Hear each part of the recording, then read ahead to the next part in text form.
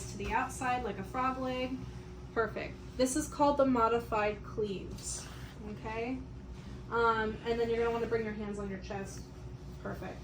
So I always have my patients put their hands on their chest if they want to stick them down by their hips.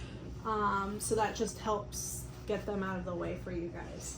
Centering is going to be the same. It's a little easier to see because you basically go where the groin is creasing, but it's going to be the same level as for your AP pelvis. Okay? So our practicum's going to be bilateral? Potentially. There's a couple different options. And I need to post your guys' study guide. I haven't posted it yet. It's the one that you guys see is from last semester, and this one's going to be different. Oh, okay. Mm-hmm. Did you throw your marker underneath as well? Yeah, and I still have my marker underneath. Wait, did I? Oh, I took it off. Yeah, Sorry, Brenda. Yeah, you still put your marker in the same spot underneath their hip.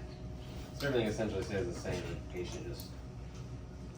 Right. Do they go to 45 or is it like 90? So this one would be 45 because most people can't drop their legs further than that when it's bilateral. Okay. Mm-hmm. And then if Brenda, can you close your legs a little bit more? So if this was the maximum your patient could extend, then you're gonna have to do 2 pictures, and you'll have to turn them on their side and do one lateral and then the next lateral. Got it. Okay. And so you want their knees as far down as they can go? Like, how do you know if they're far enough? I just do whatever's tolerable for them. Yeah. But if I notice that they're closed too much, that's when I intervene and get the sponge. Okay. And I guess, what if you don't know if there's a fracture? Maybe that's the times where they told me to like pigeon toe. Like, it's not a fresh fracture, and they're just like assessing to see how something's healing, or like, I don't know. Like, usually if it's outpatient, they'll have them pigeon toe. Okay. But if it's not outpatient and it's ER, then you I've never seen them. That's when I would do it. Would be an outpatient, yeah, like an ortho or whatever. Right. But, so if it's an ER patient, you're not gonna want to do that. Yeah.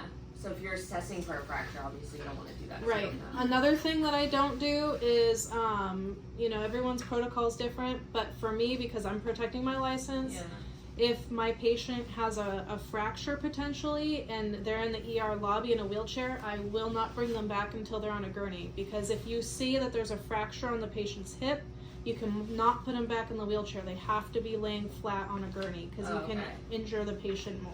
Yeah. So I personally, if it's for the hips and it's a suspect fracture, I will not get them unless they're ambulatory and they're like, getting up and they don't have a fall wristband on.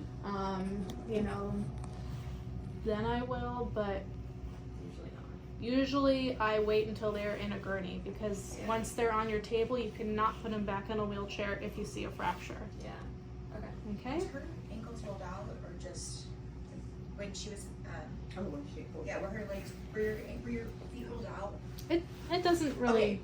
I didn't see it. She didn't. Okay. Yeah, just as long as they're dropping their knees like a frog leg. I don't really care what they're doing with their feet. Okay. Oh my God. I don't know what her feet look like. As long as they're not under her bottom. You get some people that are really flexible and you're like, okay, let's just lower your feet a little bit. I've had patients tell me they did not sign up for my yoga class, so yeah. So then that's our pelvis. I'll show you guys an AP hip.